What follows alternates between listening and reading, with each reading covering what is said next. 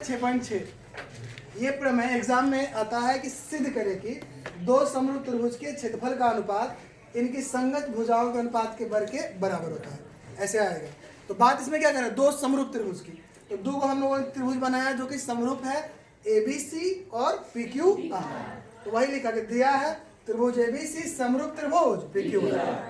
अब इसमें सिद्ध क्या करना है कि दो समरूप त्रिभुज क्षेत्रफल का अनुपात, तो क्षेत्रफल के अनुपात को एरिया से AR से सूचित करते हैं। दो त्रिभुज का क्षेत्रफल है, तो अगर त्रिभुज ABC का क्षेत्रफल लिखना है तो उसको सूचित करने के लिए लिखेंगे AR ऑफ ट्रायंगल ABC लिखा जाता है।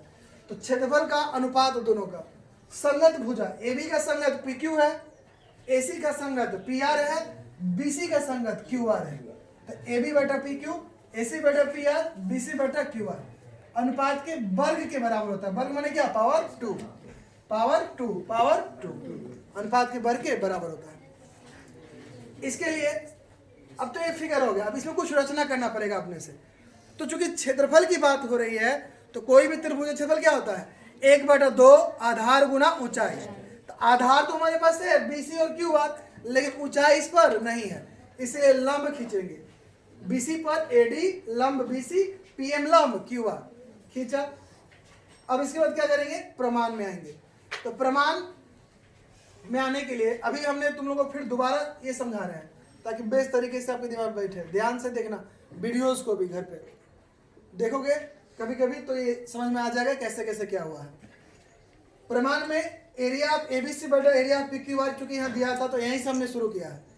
एरिया ऑफ ABC बटा एरिया ऑफ PQR।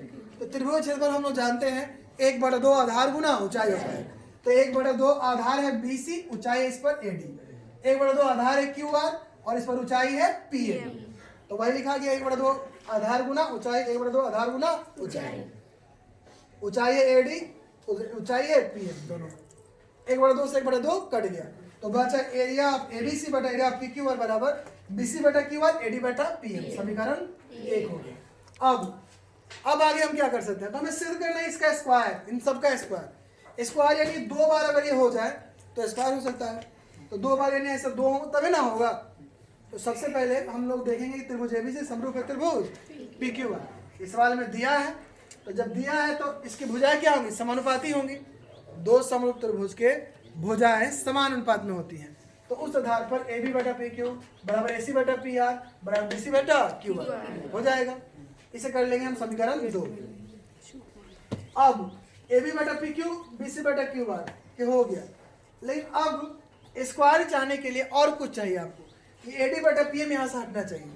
तो AD बटा PM को हटाने के लिए ADB और PMQ को समरूप सिद्ध करेंगे। इससे क्या होगा कि फिर भुजाएं समानुपाती हो जाएंगी।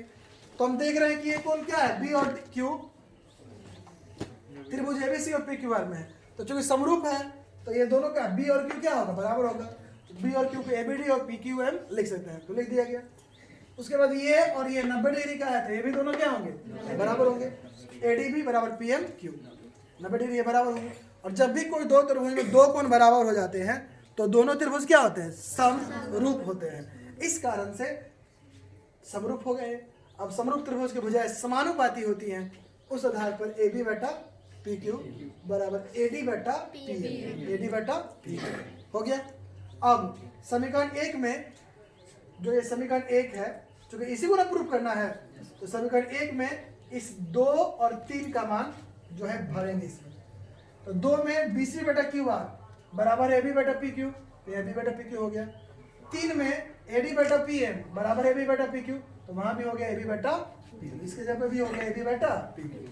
अब AB बटा PQ 2 बार हो गया तो होगा क्या, इसका होल स्क्वायर। क्योंकि AB में AB से गुना AB स्क्वायर, PQ में PQ से गुना PQ स्क्वायर, इसलिए हो गया होल स्क्वायर। वो हो गया समीकरण 4। समीकरण 2 तथा 4 से अगर हम देखें 2 और 4 में, तो 2 में AB बटा PQ बराबर BC बटा PR और BC बटा QR। AB बटा PQ के ये तीनों क्या है, बराबर है। तो इसे जब एक वो स्क्वायर होगा तो बाकी भी क्या होगा, स्क्वायर ही होगा। तो हो जाएगा त्रिभुज ABC बटा त्रिभुज। ये जो सिद्ध करना था वो हमारा हो गया प्रूफ। समझ में आ गया, चलो।